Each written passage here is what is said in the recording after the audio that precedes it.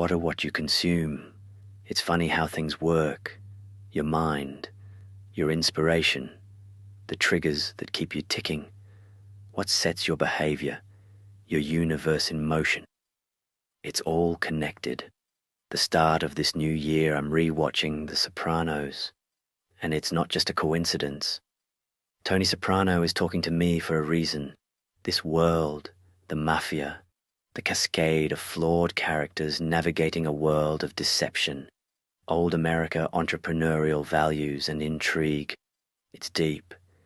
It has a parallel to what I do today, to here, to the now. What is it about the mafia that I can relate with right now? Maybe it's how I want to shake down clients that owe me money. Or maybe it's the level of excess Tony and his crew want and need to exude to simply get by. Maybe it's the drug use Chris does to escape his reality, his inability to be seen a legit gangster, telling his tale worthy to tell and using heroin to escape. Maybe it's Dr. Melfi and her attraction to a flawed man trying to make due. Maybe I enjoy the introspection of flawed characters, just like the pages of my own writing. Maybe it's the Italian food. Ally and I always dream up Italian dishes when we watch this show. We make a killer baked ziti that we affectionately call the Soprano, in homage to this glorious show. I love the accents, the flying fuck you words left and right, and this whole vision of a world that revolves around opportunity and cash. That's my world. For some reason, my love the show is ending at the start of season 3. With Pussy put to rest at the bottom of the ocean, maybe this obsession can end. I have hungry for Italian food, though. Well, this month has been interesting, the Alpha said, peering out the office window into the cold, frozen tundra of another lost Midwestern town. It has. It started off with a bang of customer demand and then got funky, rancid, and downright toxic, with the compelling notion that you'd miss payroll. Chasing money sucks. Changing perceptions is brutal work. Giving a shit about anyone, overrated. Clearly my compass for enduring the whatever has a price. You should have stayed in bed. The boredom is coming. Can you feel it? Like a bottle of rum that cries out to a bottle of Coke. Mass boredom is just around the corner, tucked between the drinking problem, which I don't have, and the drug problem. I don't have either, but seemingly aspire to romanticize and or need. Seems like folks with good hearty problems like that get the attention they need better. Better than the sap wannabes like you two. Chicken to let loose and welcome your inner demons to the table. Easier said than done, really. Destruction is fleeting experience. Emotion-wise, it's a hot burn and then nothing.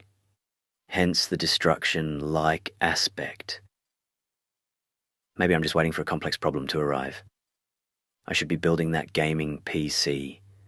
I need to get lost in a winter wonderland world online. Be a dwarf for a few months. Build up those skills and cast some serious magic. That'd be fun. Fun dot. When did we have fun last? Measure your lulls. Sometimes a lull hits and you feel it. You feel the depression of the shotgun blast. No sound, no feel, just those tiny specks of shrapnel flying through the air and the wake of embracing impact. Fighting the tide of the lull, stir, that's the mission. How do you do it? I need to get back on the stage.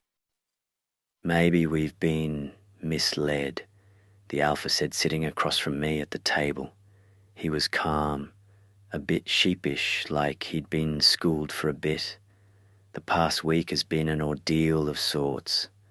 Life's full of moments that lend themselves to choices good and bad.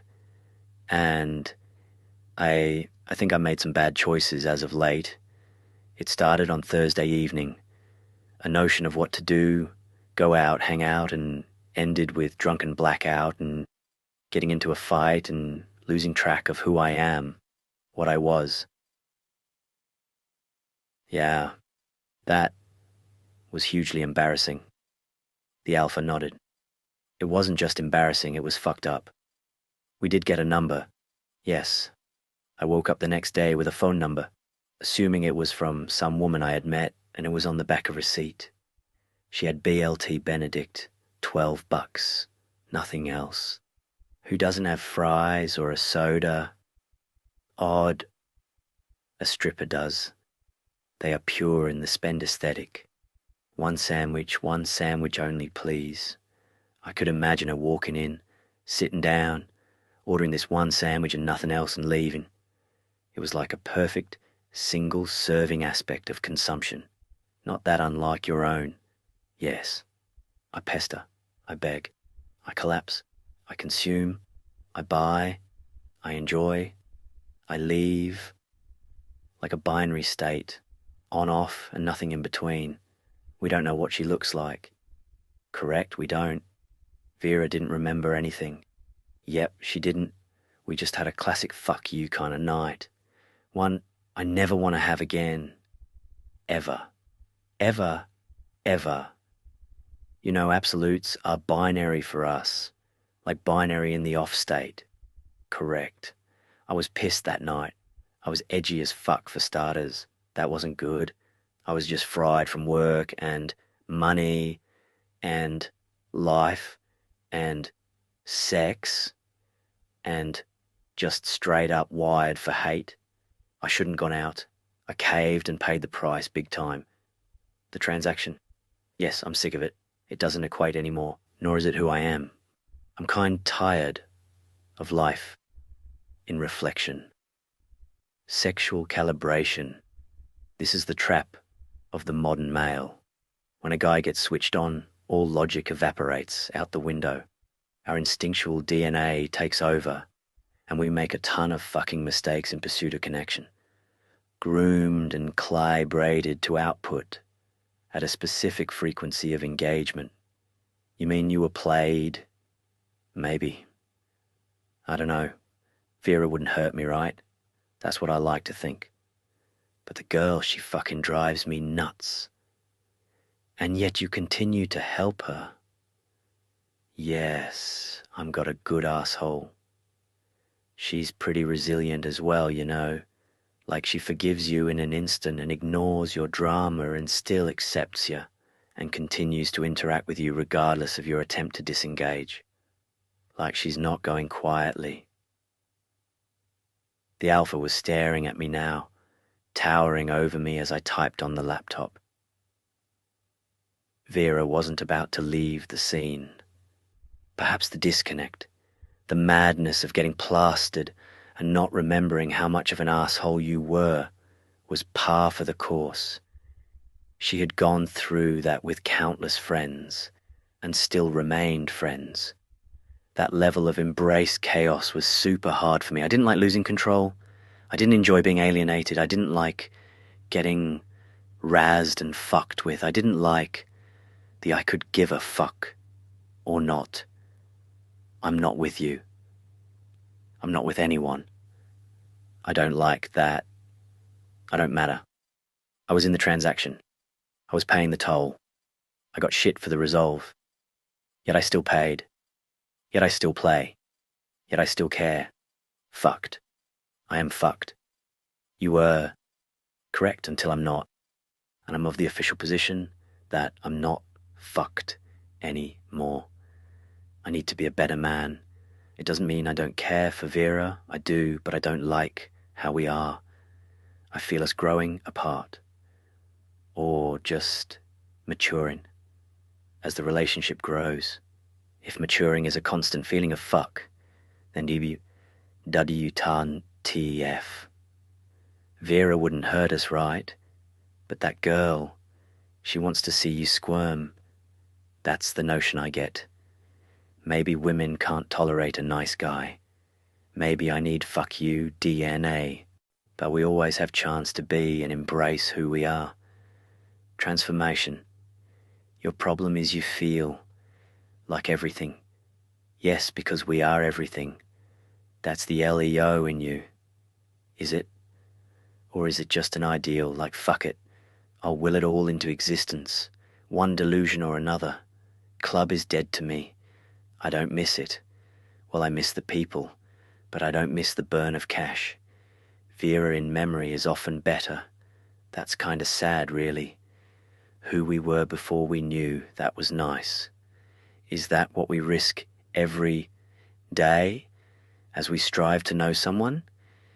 We speed up the course of who they are, racing to the finish, racing to get to this notion of victory when the victory was in our hands every moment up until we got to the end.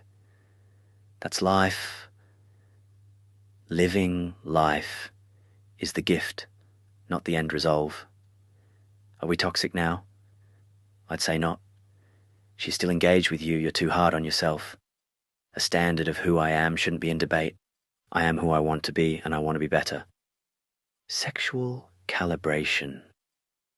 This is what happens to the soul of a man without. Temptation doesn't just step in, it takes you over, because you want to feel so bad. Petty rewards for the twisted. I tried to master Vera. A failing proposition in the first place? Yes. Mastery requires recognition and reciprocity in true nature, which was never earned or granted. You know, you learned duality from her. This whole Vera and the girl as separate things. And then you threw it back at her, how she was going to dealing with a different you from now on, that pissed her off. Yes. There was the guy that chased her, wanted to give his heart to her, and that guy is gone. Now, she was the biz side of me, the regulator, the logic engine, the manifesto. In some ways, the more dominant one, the one that is like this deal, is fucked. Maybe she didn't accept you, knowing it would destroy you and your marriage. Ever consider that? She was protecting me from my own vice? Yeah, I doubt it. I like the noble vision of Vera, but the girl, would she really care or consider that much? Part of me really wants to get away. Yet you are still connect and as chatty as ever. I know. Ali is back on the scene. Yes, she's reclaimed me. And you her. Yeah. In denial of love, I forged my own and latched onto whatever I could find. Vera as part of that. I don't know where we go from here, but transformed is where I'm headed. Vera is far more resilient than you. She won't go quietly. No, she won't. And I probably love her the most for that alone. You've helped me a lot. A message form Vera pings me. Yeah, I have. Me. Deep conversations last night. Her. Lyle. Whatever I don't remember. Me.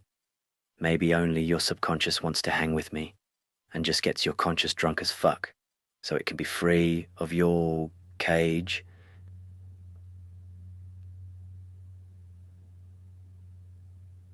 Not much has changed, has it? You blanked her out of your mind for a good time. She converted you for dinner, and you contested the engagement. Even got the numbers down, but still caved. It went off okay. You're a better man, sober, than outer control. She is riddled with doubt, worry, and festering uncertainty. She makes a million mistakes a minute. Her future is always in question, uncertain and ambiguous. You recall her words to you. You're a good collaborator. We work well together. That's good. You are good with words, expressing yourself. I was told it wouldn't be any more than this. She's in conflict, landed in love, and it's already growing stale. She wasted my time with her obsessiveness on herself. She admits that I gave her this chance to prove herself, to appear legit, and she enjoys the aura of it, as do her family. I leave her with regret of wasting my time, being used like clipboard that never had chance to capture the swizzle of a line, just baited with the presence or notion of it. Part of life is realizing and removing the fool out of foolishness. You're classically conflicted, the Alpha said, appearing in the room in a rocking chair. Don't say it. I know she hates rocking chairs. He said, rocking back and forth. Who hates rocking chairs? Who takes time out to identify and hate something like rocking chairs? And yeah, I'm conflicted. I see her, we have conversation. It's always on her agenda, her appeasement. And I don't like some things. And then I bitch within on this woman who I see, who tells me stories of her life out of control, a destiny clouded and confused, one who has opinions on everyone but herself. You don't even like that pizza and you just eat it, the Alpha said with a smile. Amazing what a pair of beautiful eyes will do to a man, eh? He downed his beer.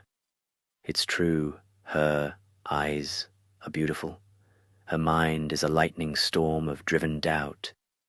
She may be in love with your mind, your power, if you will, he said, getting up and walking over the Xmas tree, still lit in the house. She probably does enjoy my mind, but nothing else. Her film, her inability to express herself, or so she thinks. Her film captured more meaning than she realized.